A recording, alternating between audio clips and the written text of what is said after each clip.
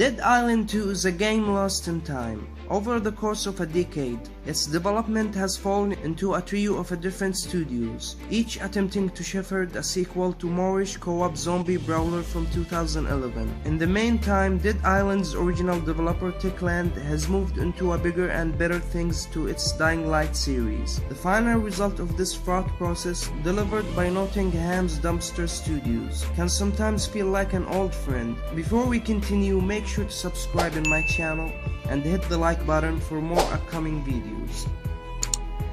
Dead Island 2 acerbic tone and dated system summon a strange nostalgia for the silly straightforward but Moorish first-person action games that dominated the Xbox 360 and the PlayStation 3 era. It's a relic that is rough around the edges, but its linearity feels refreshing, and the heavy gore, heavy combat offers consistent, versatile spectacle. Most importantly, it's not another checklist deathmarch. If like me you've acquired a taste for bravery in recent years, you will be pleased to hear that you can finish this game in a reasonable amount of time. You play as one of the 6 slayers who conveniently congregate on the last flight out of a quarantined Hill A Dumpster's bulby pastacia of Los Angeles. The infection spreads out on board. The plane crashes, and in the ensuing chaos you discover that you are immune. An insufferable movie star invites you to their Mac mission in Beverly Hills to regroup, and you plot your way through the city of Los Angeles to hopefully become part of the cure. I picked Danny, a rockabilly masher from Cook Island, whose cheesy quips kept me company throughout the predictable campaign. Each slayer has innate abilities and statistical differences, but you still follow the same story beats regardless of whom you choose. Danny explosives melee attacks hold me through as they pair nicely with Dead Island 2. Most remarkable features, its disgustingly intricate procedurally gore system.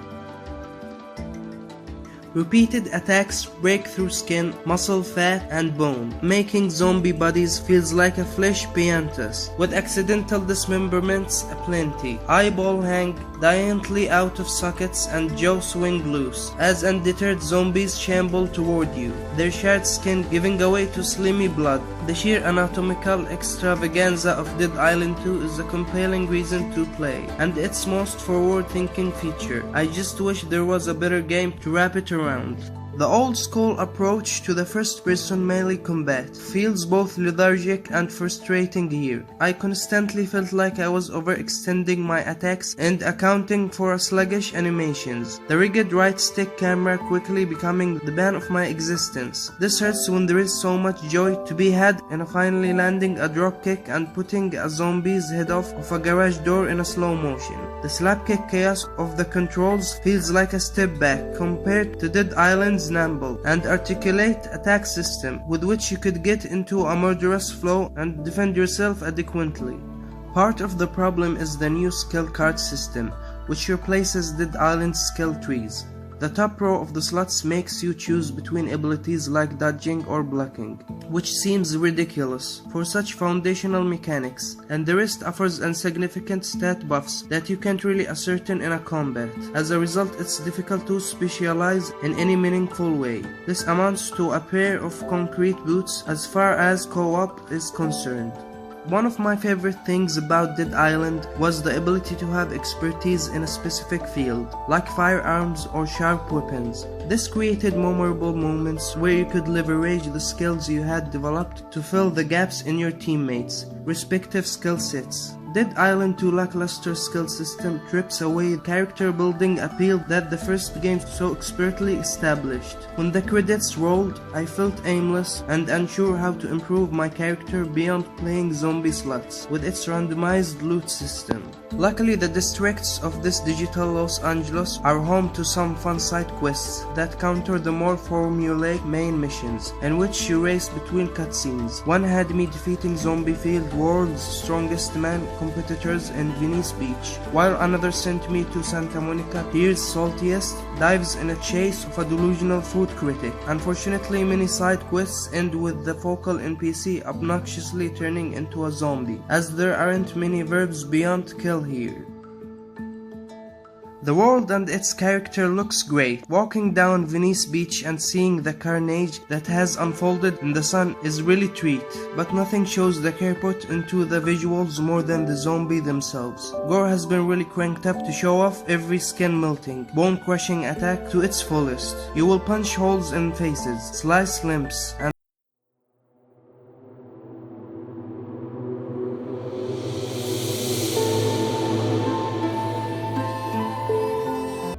if you can avoid the regular interruptions from its hulking, brain-dead brutes, you will find that Dead Island 2 does a lot with its small, linear spaces. I was often surprised by the environmental storytelling throughout in the TV station, a breaking news, ticker service as an SOS, and at the movie studio. You will fight through themed lots, complete with custom zombies and interactive traps. The playful paraphernalia of Hell A adds to the story's sense of place. Protein bars, bottles of light beer, and framed slogans alluding to American exceptionalism litter the abandoned garages of Beverly Hills. A dilapidated hype house features neon streaming step-ups and an apology script that reads, "Cry here for sympathy." The game's writing is full of cynical jabs at this fastidious feature of humanity, but it would be hard to call it a good satire, as it doesn't really imagine anything else. A rapid editing style, cutscenes, glitches, and muted facial animations can make Dead Island 2 worst lines stick out, leading to some wooden reads and back and forth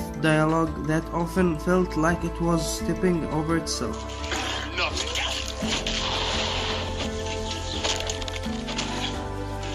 The game's optional audio journals almost always feature some obnoxious denial of the apocalypse, which gets old quickly, as do the heavy-handed internet culture references, which arrive at a mile a minute. Slam that like button like buy when their parents aren't home, says one quest giver as you kill zombies in a gratuitous ways to make a viral video. There is an overwhelming fakeness and irony to Dead Island 2 that without any oppositional hope or sincerity can eventually make the experience of playing it feel like kind of a downer, similar to the feeling you get after eating a load of junk food. My parents turned to me during one of my sessions late into the game and said it looked like I was on autopilot, and instead of meaningful engaging with its systems, I was mindlessly pushing through the hordes in search of more complexity or a satisfying narrative crescendo that never came. Dead Island 2 nostalgic charms can transport you back to a simpler time, but there is often a reason why you don't see old friends anymore. My rating for this game is 7.5 out of 10. Finally, I hope you enjoyed the review. Don't forget to subscribe in my channel for more videos, and tell me in the comments whether you would try this game or not.